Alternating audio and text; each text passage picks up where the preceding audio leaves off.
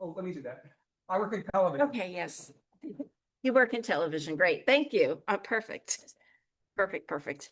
So I'm really excited to see everybody here in person.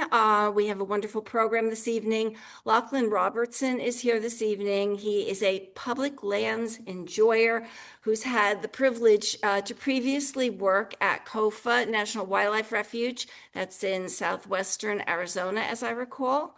Bitterroot National Forest in beautiful Montana, and Lake Champlain Conservation Office. So tonight, he is going to be discussing the Lenape National Wildlife Refuge Complex. And we are sitting here in New Jersey tonight, but this is part of New Jersey, New York, Pennsylvania. So it'll be a great education for us. And since it's so close to so many people here, we'll have some field trips set up to go visit some of these refuges. Lachlan?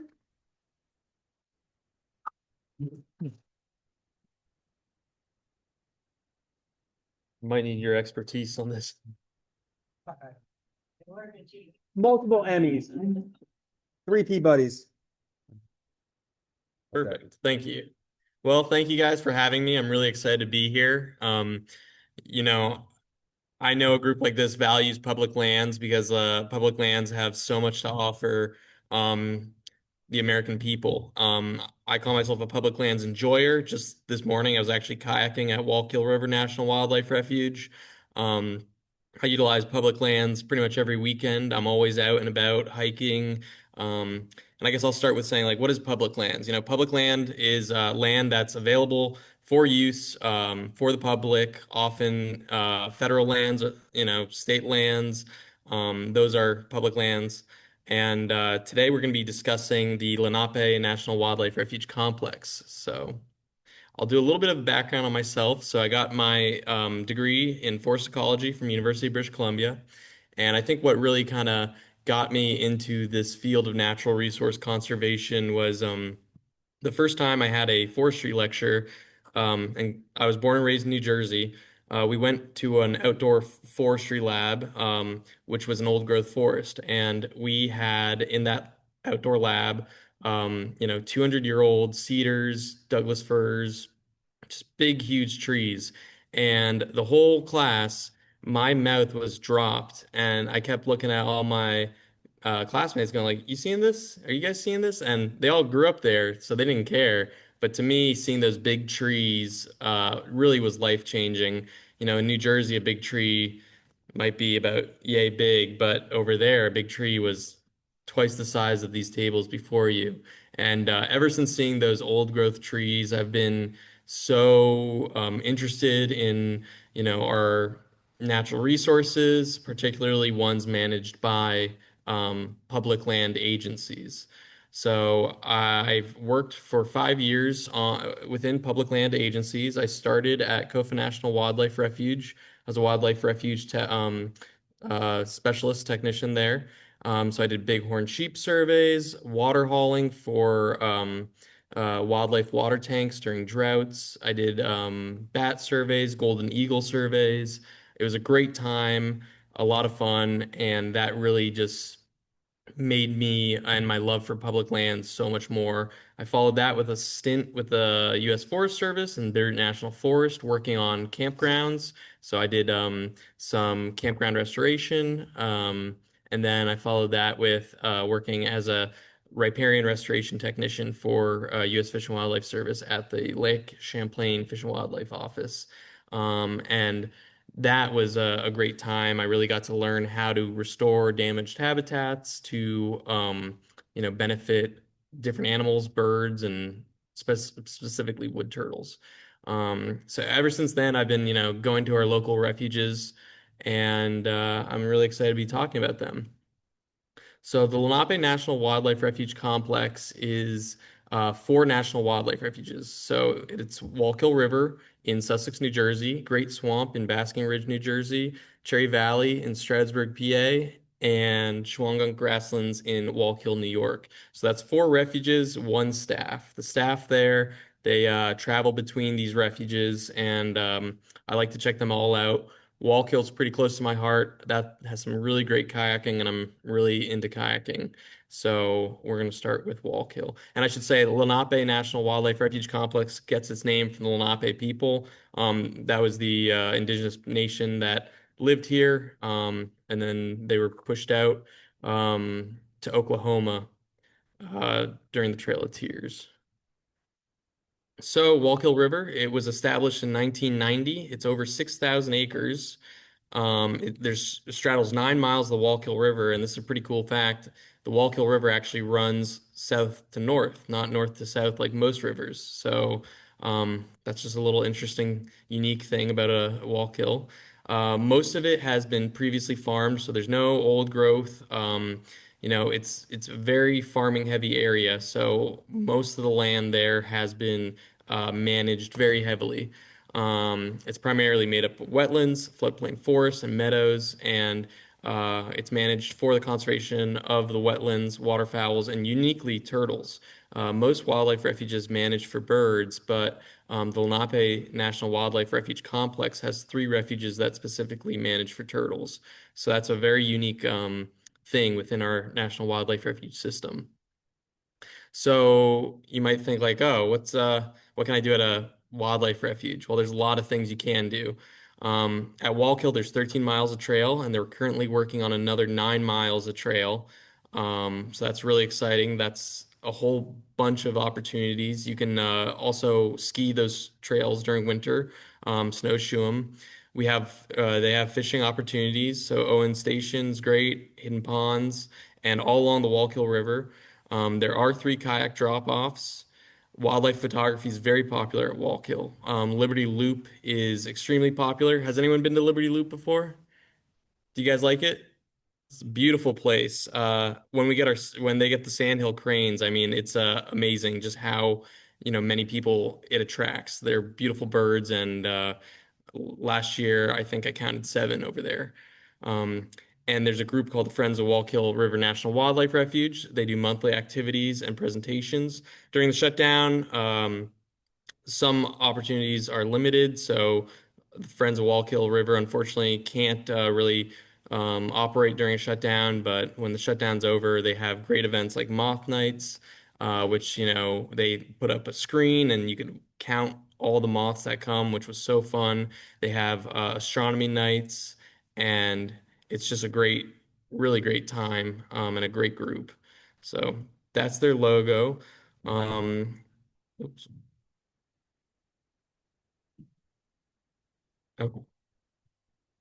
And this is one of my favorite parts. So this is Dagmardale Trail, just next to the headquarters. It's such a very beautiful trail. Um, there currently is a little bit of they're working on redoing one part of the trail, but if you ever need, just a quick 1 hour hike, I totally recommend Dagmardale Trail. Um, this is another site from it. And it's just a really beautiful mix of, forest and farmland. And there are a lot of great birding opportunities at Wallkill River. It's a really cool, unique area. Some ongoing projects that the staff are working on. So turtle monitoring, like I said, Lenape is known for their turtle programs. So at Wallkill River, there are 2 turtles of concern that the staff monitors. So that would be wood turtles and bog turtles. There's an Atlantic white cedar bog restoration program going on, and I'll get into that a little bit further. We have a great partnership with the Double V Rod and Gun Club. Um, they every year they do a Disabled Veterans Fishing Day, so it's free. It gets veterans who are primarily bedbound or hospital bound outdoors, and they can fish all day for free. Last year, or this current year, they had a 102-year-old Coast Guard veteran cut the cake, which was really just, a really unique thing. Um, the staff does a lot of habitat management, and during the summer, I've participated in some archery classes when there are some volunteers available, and some kayak rentals when the volunteers are available. So it's a great refuge. I'll quickly show you the map of it too, just so you can get a bearings on it. Oop. So here's the map. So, it's from tip to top, it's about a 15-minute drive, and the main headquarters is right here, and that's where the Dagmar Dale trails are. It's a great trail system. And like I said, Liberty Loop, if you're a birder, that is a great place to go. It's part of the Appalachian Trail. Um, it's very popular with our birders. We get sandhill cranes every year and short-eared owls as well. Another refuge I'm going to be talking about, Shawgum Grasslands, is known for their owls, but last year there was 16 short-eareds counted from the parking lot at Liberty Loop, which is pretty impressive. So a lot of people, when they heard that at the gunks, started running down as quick as possible to get to Liberty Loop. So that was kind of neat.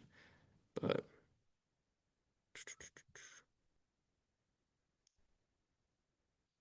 okay. So a really unique project that the staff are working on is the Atlantic White Cedar Swamp. There's only 25,000 acres left in New Jersey, and originally there was about 125,000 acres historically. So that's, 1/6 of the amount. Sorry, 1/5. Um, and there's only one Atlantic White Cedar Swamp at Wallkill River. It's primarily a ghost forest. I had the pleasure of going there once, a few times actually. I volunteer at that place, and it's a really unique site to see these, very mature trees kind of sticking out of the swamp like matchsticks. Very humbling sight. And they were killed actually by beavers. Two beavers moved in, they dammed it up, and these cedars need water, but they can't be waterlogged. So they need wet soil, but if the soil becomes waterlogged to a certain degree, the trees will die. Um, so unfortunately, most of the trees did die. But during a recent scouting, me and the biologist found a whole bunch of natural regeneration, which is super exciting.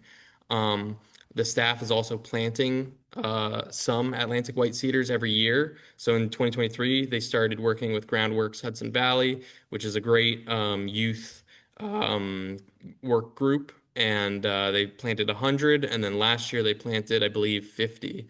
So it's kind of a head start. These are the planted cedars right there in these little tubes, and it's really neat. Does anyone know what sphagnum moss is? Well, that's sphagnum moss on the screen. It's this really, very fluffy. Like when you walk, the whole ground feels like it's like a mattress kind of. So it's a really cool, unique experience. Here's the kids and the biologists on the left planting the cedars. And I was in there as recently as like 3 months ago, and the cedars are doing great that the kids planted. And there is a lot of natural regeneration, which is really exciting. There's so few Atlantic white cedar bogs. There's only 9 in New Jersey, um, not counting the one at Wallkill. So it's a very vastly important habitat, and it's just a really important project that they're doing. Has anyone been to the Great Swamp National Wildlife Refuge? Good to see. Yeah, it's a popular one. So, Great Swamp National Wildlife Refuge was established in 1960. It's over 8,000 acres. The eastern portion has 300 or 3,660 acres of wilderness, which is pretty unique, especially on the East Coast. Public lands will often have wilderness out west, so seeing wilderness on the East Coast is not as common. And it's primarily managed for the conservation of wetlands, waterfowl, and turtles. Once again, they have bog turtles and wood turtles at this refuge that the staff do manage for. Welcome. Sure. Oh, yes. Oh, whoops.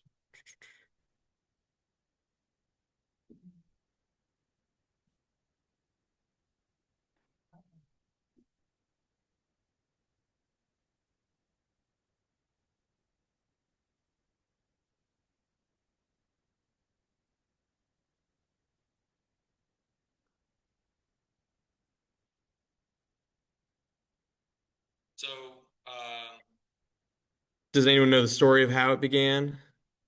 It's a really amazing story. So originally, it was going to be another airport which obviously a lot of people were upset. And there two groups popped up to stop that, and they started buying up all the areas that were going to be the planned airport, actually preventing the Port Authority from creating pretty much a second Newark airport in that area. And if that was successfully turned into an airport, we would have lost so much great, unique habitat. If you, and I definitely recommend going into the wilderness trails when the conditions are, not uh, hazardous. So on a nice sunny day, because those trails can suck you in with the mud. But on a nice sunny day, if you go in, you can see just how beautiful and just the diverse amount of wildlife that you see. And it's just a really great place. So, if it wasn't for just regular people fighting for it, that would have been a second airport. So it's a great story and a really exciting place. Do that one can make it full. Yeah. Scared, but it's on here, Okay. Let's see.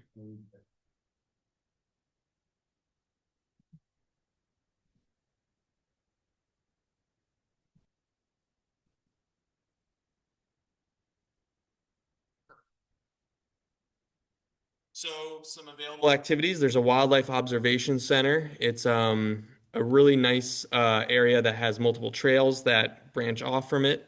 The Helen C. Fenske Nature Center, which is staffed by the Friends of Great Swamp. Unfortunately, during the shutdown, it is closed, but the Friends do run it during regular hours, and it has a nature store. Um, there's wilderness trails, like I said. If you do go on a wilderness trail, definitely bring some boots. They aren't maintained as often due to the limitations that come with wilderness. Does anyone know what wilderness means in the context of public lands or? Okay, so wilderness is a classification of public land that comes, it's pretty restrictive for the benefit of, biodiversity and the habitat, but no motorized vehicles are allowed on wilderness. No engines of any type, so chainsaws aren't allowed. So if staff does have to work in wilderness, it's all hand tools and all carts. So, you can't, even if you want, you can't bring a truck down there, even if it would make it easier. And, this maybe might frustrate staff, but it protects, or people, but it protects this habitat. So when you do go into wilderness, you're seeing like some real pristine habitat that is, you know, rarely affected or changed. The Friends have a native plant garden outside the visitor center, which is really well maintained. They do a great job of showing off the area's native plants. The White Oak Trail and Bakoven Trail are probably the two most popular trails. White Oak Trail is a really great trail to go on. The Friends group has their own construction team, and they do all the boardwalks, and they did a great job. So it's real nice and has a boardwalk that is ADA accessible, so wheelchairs can easily go down it. I take that hike, once a month. I really enjoy it. Beautiful, beautiful trees, and it goes at one part next to a stream, so I really enjoy that. The refuge also has a friends group, the Friends of Great Swamp, and I should explain what a friends group is. It's a nonprofit that fundraises on behalf of kind of the refuge. They can fundraise and sell items and put that money towards projects that maybe the refuge might not be able to do. So the Friends of Great Swamp is a great organization. They do many activities. They do like I think monthly talks. They do all sorts of great things. Very active group. I believe they have over 200 volunteers, which is, mind-boggling to have that many. It's a great group of passionate people. This is just a view of the inside of the visitor center. So during regular times, it's open Tuesday and then Thursday through Sunday, 10 a.m. to 4 p.m. It has some exhibits by U.S. Fish and Wildlife Service, as well as some exhibits by the Friends Group. The Friends Group often do a rotating exhibit by some like used books, and it's a really interesting stuff. I think the last one I saw was about frogs, and I had a good time. The Friends also have a nature shop, so they have a really good Christmas sale. I totally recommend going. It's a great place to get some gifts for loved ones. And that's their logo. So that's just kind of one shot of what you can see or expect when you go to the Great Swamp. Very wet, very swampy. So, and a lot of boardwalks. And I'd have to say the friends and the volunteers at Great Swamp do an amazing job maintaining these boardwalks. I mean, pretty much every winter a tree will fall down and destroy a portion, and that friends group is out there no matter the weather fixing it. So they do an excellent job upkeeping these boardwalks, and it's a lot of boardwalks and a lot of work. So third refuge, has anyone been to Cherry Valley National Wildlife Refuge? Okay, definitely less, one person. It's a really unique refuge. So it was established relatively recently in 2008. It's over 5,000 acres. It first started the first portion that was bought was actually an old golf course, the Cherry Valley Golf Club, and the headquarters for the refuge is that clubhouse. So it's pretty cool to be inside when they host events. Um, and once again, managed for the conservation of migratory birds and turtles. So, bog turtles, wood turtles are the species' main concern, as well as migratory birds there. So once again, there's fishing, hunting, and hiking opportunities. There's 5.6 miles of trails alone just at the headquarters site. The Appalachian Trail also runs through the refuge. It's very rocky, so definitely be prepared if you're going to hike it. There's information kiosks, and then the staff and volunteers lead programs during regular times. Usually, like I think once a month, there was a month ago or 2 weeks ago, there was supposed to be a really interesting program about like flint knapping and how to make arrowheads. But unfortunately, that got canceled. But it will, I was told, will be put back up. So if you're interested, you could definitely check that out. They also have a friends group, the Friends of Cherry Valley. They help run events like Cherry Valley Fall Fest, which is a great event. It's really fun. It attracted, I think last year, over 1,000 people, and has a lot of opportunities to do all sorts of things like archery that you might not be able to do. So they had archery, they had apple cider, pumpkin painting, and yeah, the friends really helped out with that. So that is a view of the old, what was the golf clubhouse, now is the refuge headquarters. And that sign out front was replaced to a nice sign with a picture of a trout that says "Welcome to Cherry Valley." But it's a really, really beautiful kind of mixed deciduous coniferous forest habitat type. Um, Yep, that's in Stroudsburg, PA. So, uh, Stroudsburg, PA, they work with the East Stroudsburg University quite often.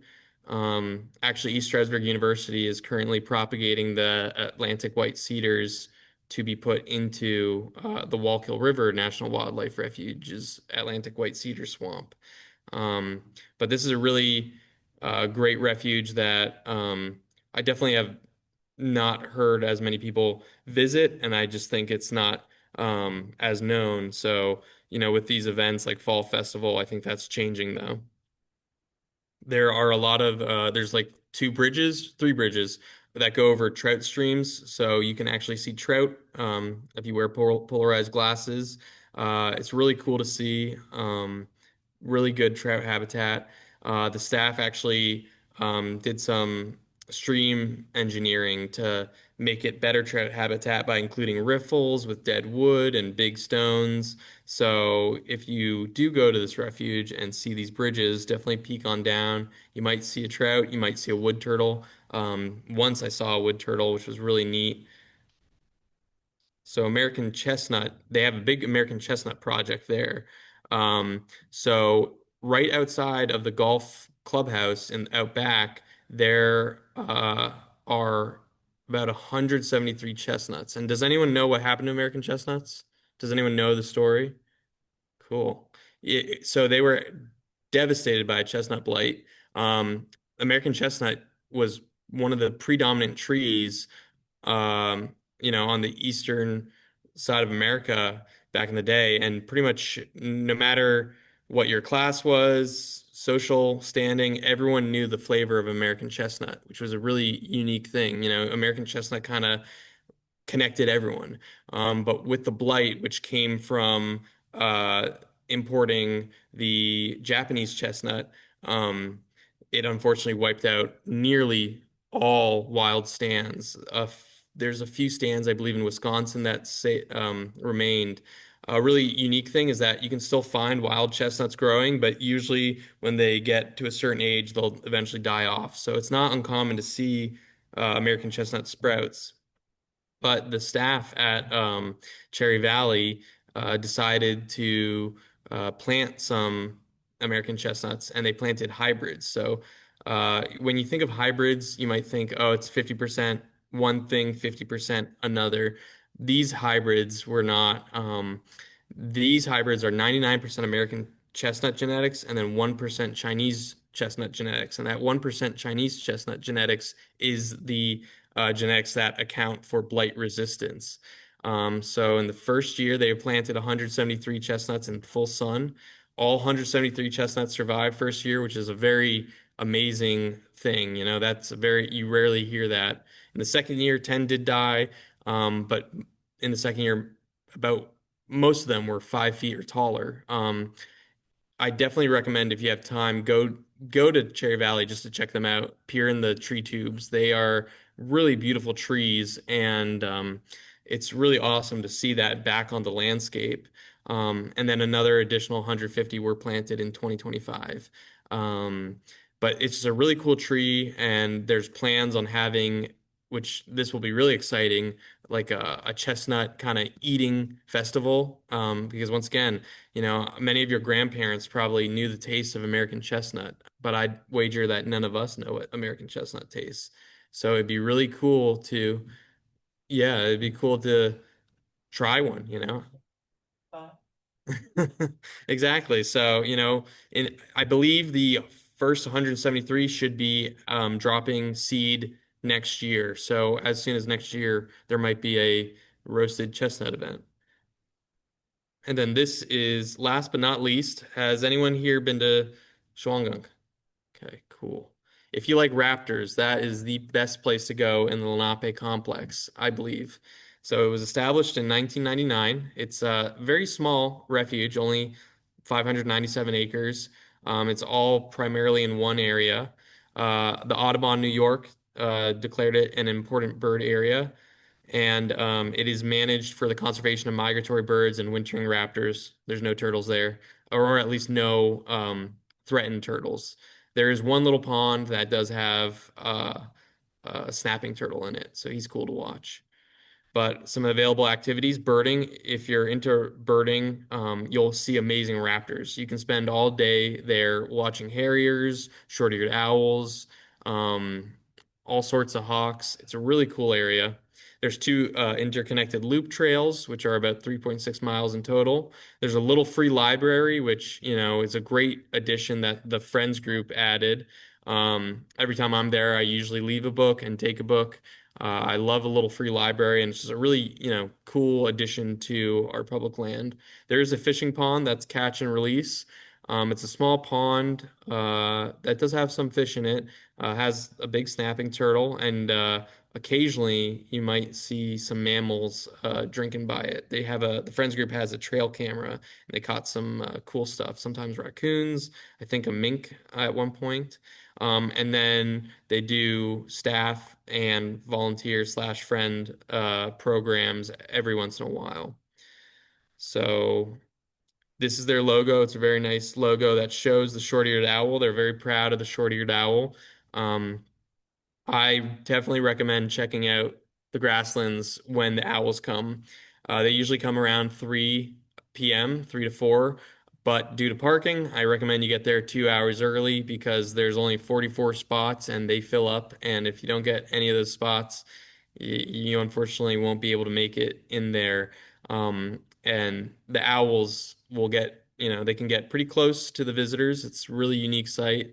And most days, I'd say, come 3 p.m., if the conditions are right, they'll be out there 3:30, 3 p.m. So that's just one shot that a local photographer took. There's some posts in the ground that the owls actually frequent. So, wild animal behavior you can't always predict, but they do like to sit on those posts, which is pretty neat. Yeah. And that's the little pond. It's actually, whenever I go, I don't go to the Gunks as often as the other three, but when I do go there, this is actually my favorite place. There's a beautiful old willow on the banks, and it's just a nice, peaceful place. And I think one of the best parts of the grasslands is how peaceful it is. I mean, you're looking out at this beautiful, just grassland, and the wind is in your hair if you have hair, and it's just a really nice place. It gets pretty cold during winter, though. Um, it's awesome. And I know that the Friends group does lead walks as well. So when the government is no longer shut down, that would be a thing that's available to the public.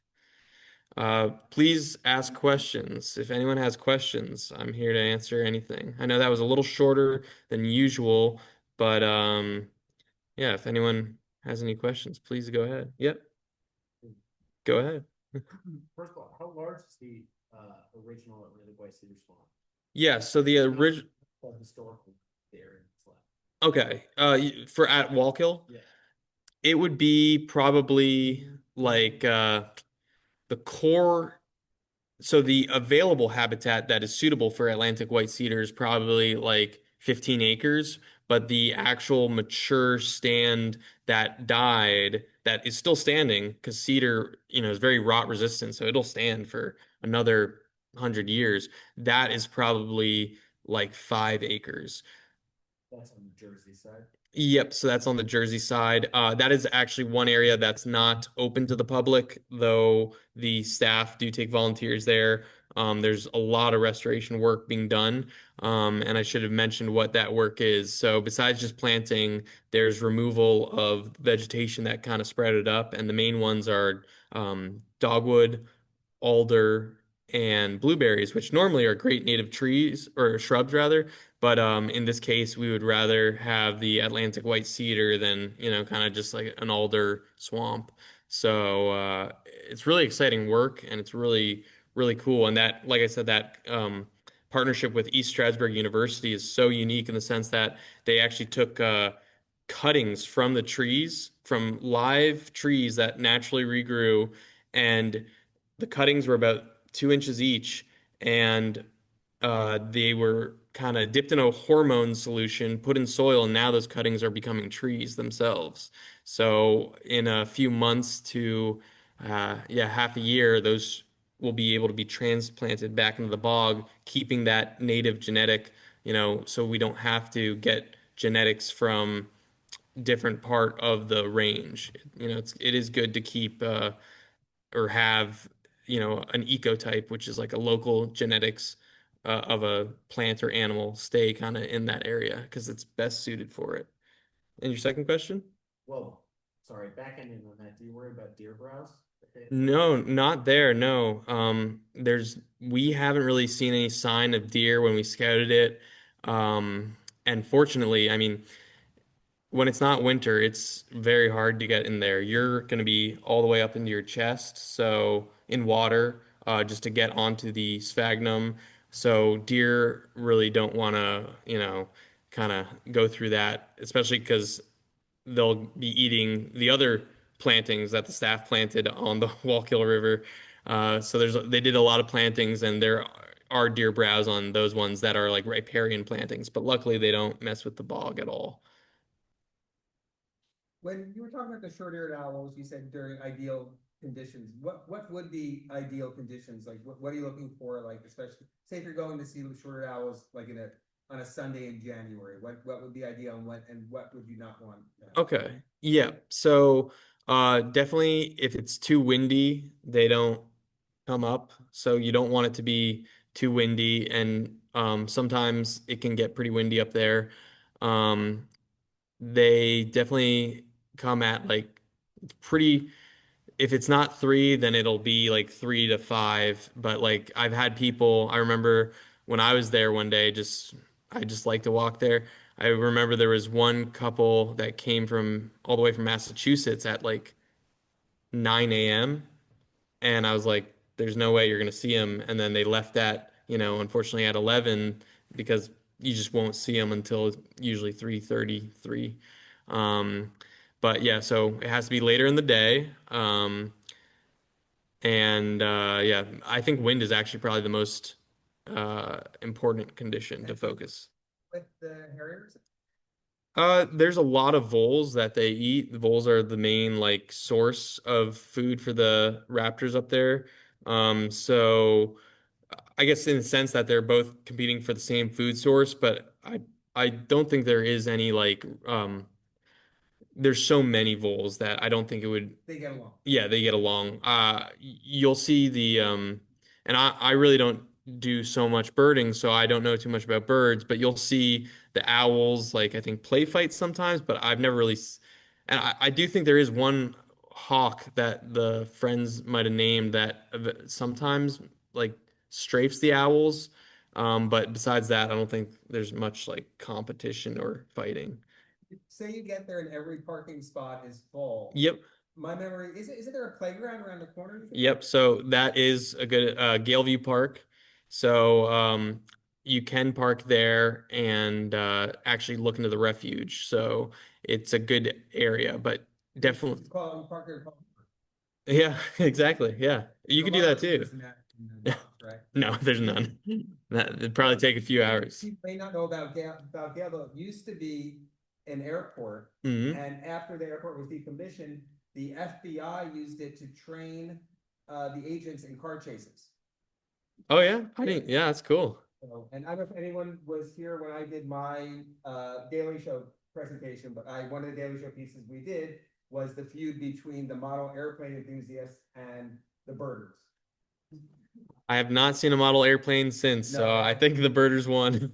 Yeah, the birders one, we did it right before it was turned to a restaurant. Yeah. But that's a great place if you like raptors. I mean, you will see harriers, owls, if you go during good conditions, and that there is a very dedicated group of regulars that are a font of, information and knowledge that love sharing it. So, if you go there and you see them, ask questions. They love answering questions. Yeah. Great to go in the early summer because those 3.5 miles of trails, it's just, they go right through wildflower meadows. And if you're into butterflies, in addition to birds, it's great for butterfly trips and good for grassland birds in warmer weather. Yeah, that's a great point. I mean, the wildflowers there are probably the most beautiful, I think, in the Lenape complex. It's I love walking in summer and the smell of the wildflowers. It's just a really beautiful place. And 597 acres is pretty small, but for its small size, it's just as beautiful as the other 3 refuges. Honestly, some days I'd say even more so. It's really a hidden gem, so it's a beautiful place. Yep.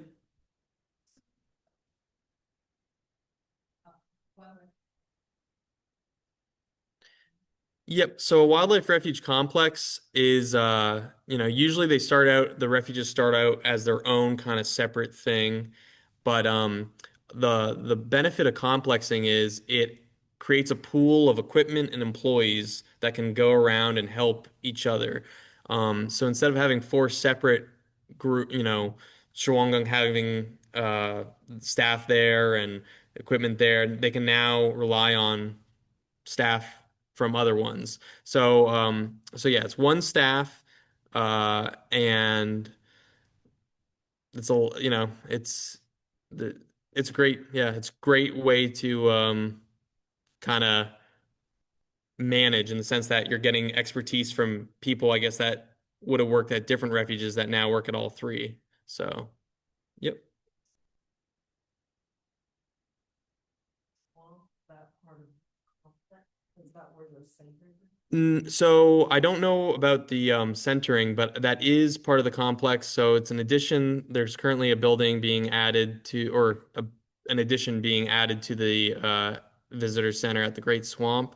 Um, so that will be part of it. So I'm not sure if that's for like staffing or more events, because I know the Friends group down there does a lot of events. So I'm not too sure though. I can't answer that. Yep, so these are all federal lands. The National U.S. Fish and Wildlife Service runs the National Wildlife Refuge System. So actually, staff are furloughed, but the parks are open, the refuges are open, hunting's open, fishing's open. Like I said, I kayaked the Wallkill today. So pretty much all the activities besides visitor centers are still open and available to the public. Oh, Yep. When is the best time to see the sandhill cranes and where? So Liberty Loop, right off the parking lot, they like to hang out there on the right side. So you pull into Liberty Loop on the right side. Um, there's a little watery impoundment area, and they'll be hanging out there quite often. Time of day, it varies. Yeah, they will be. I can't, yeah, I can't really say what the best time of day is. It varies, but once they're there, they're like a pretty regular site, I'd say. So,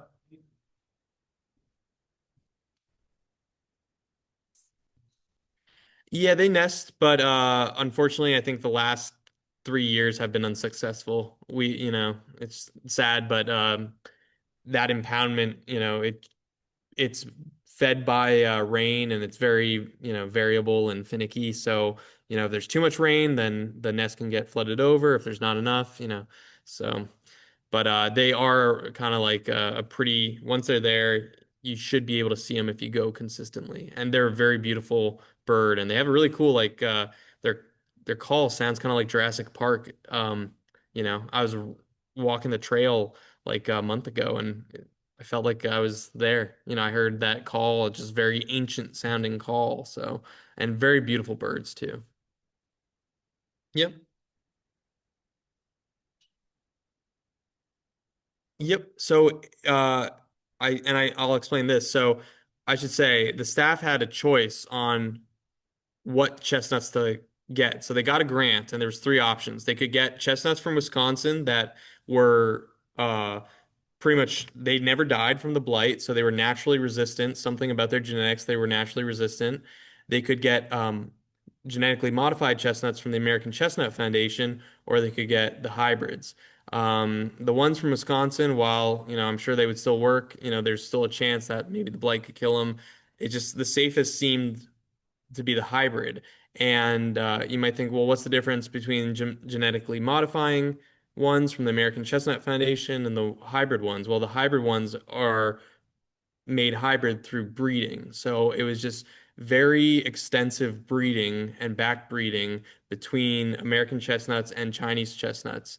And with the offspring, then you'd breed that with American chestnuts, and they just did a lot of the testing to see which ones were resistant to the blight. And I would be curious to know how long it took. I'm not sure about that, but the trees, the ones that were planted a few years ago, they should be showing signs of blight now if they were not resistant, and they're not. So that's a good sign. So we got, whoever did the breeding got the right genetics in there, fortunately. Yep. There are ways to access the wilderness areas of Great Swamp via paddling? Paddling. There. So yeah, I believe there is. I don't paddle the swamp that I've only done it once. Um, but when the shutdown ends, I recommend calling a staff member. and speaking of which, I've been to a part of the swamp where you need a key, Hmm. and it's like not even wilderness area. This is an area where no one's ever allowed.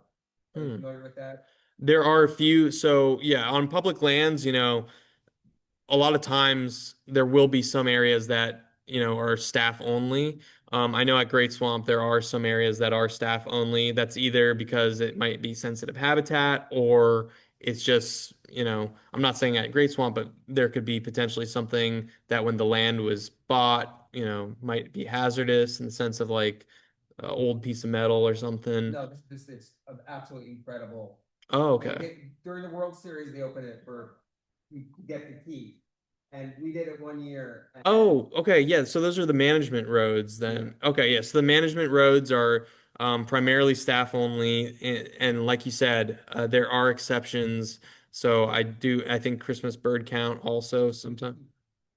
it is opportunity. It is amazing. Like the bird song you hear at first light there, and no traffic noise, and it is just, and you're right on the river there. Yeah. You drive right up to the river. It is absolutely incredible. I should mention, so for things like that, you'll need a special use permit. So you'll have to like talk to a member of staff. You can't just go there.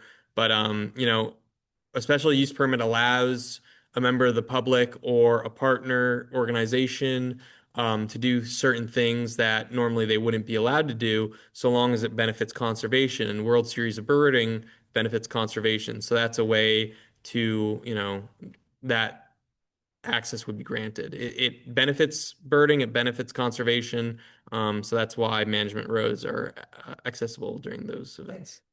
And where the bald eagles nest at the Great Swamp, the one Uh, by Pleasant Plains Road. I don't go to Great Swamp as often. I'm primarily, hanging out at Wallkill. But if you go to the visitor center, the volunteers there are, I mean, they are dedicated.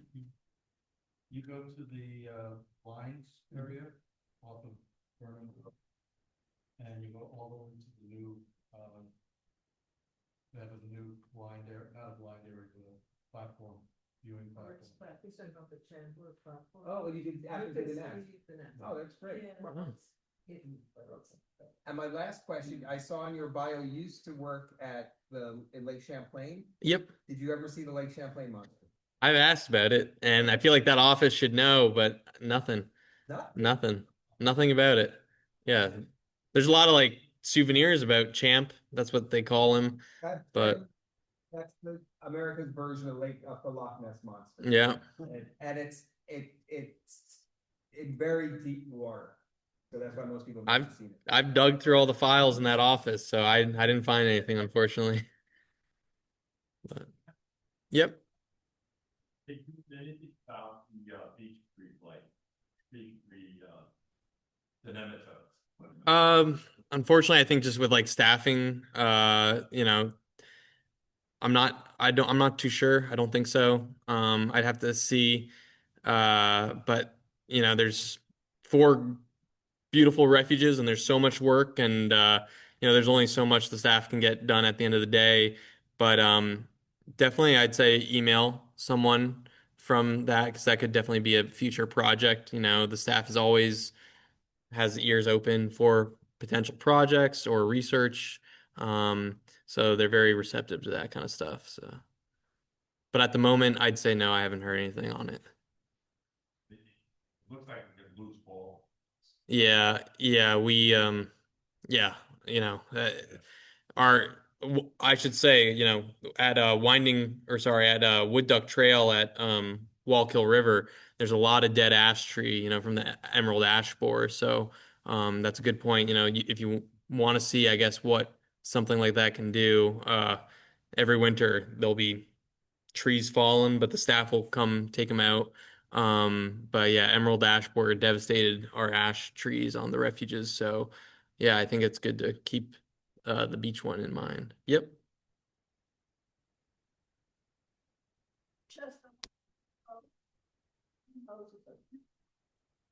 That's a great point. That's true. If you go to like old taverns, there's a great chance that it's like American chestnut wood.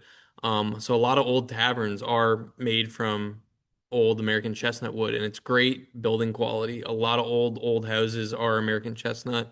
It had a lot of value as a lumber for building. So old buildings often are American chestnut, and it's really beautiful wood too. So, but the ones that the refuge are growing are gonna hopefully stay there for time, in memoriam. Yep. Coming back to kayaking in Great Swamp. We belong to a kayak club. There is a put in just, that's the headwaters of the say. There's a put in, I think, just downstream of the swamp. One club trip, people did paddle upstream, so they ended up in the swamp refuge. The ranger came by and told them they're not allowed to be there. So the answer, I think, is no, you're not allowed to go. Yeah, that's a good point. Thank you for that. But if you want to risk it, there is a place to put in apparently just downstream of the area, and you can legally paddle downstream. Yeah, so there you go. Any other questions? One note though, there is, I don't know if you've seen it, but there's a great documentary, is that at the Montclair Film Festival, I think 3 years ago, about the saving the Great Swamp. That was made by I believe the friends sell that. I've seen it. It's really good. yes, It's really interesting, and it's really great to see how just like a group of regular Joes can really change the whole course of I guess a New York, an airport developing into staying what it should be, which is beautiful habitat for wildlife and plants. Thank you very much. Thank you. Well, thank you. I appreciate it very much. Thank you, everyone.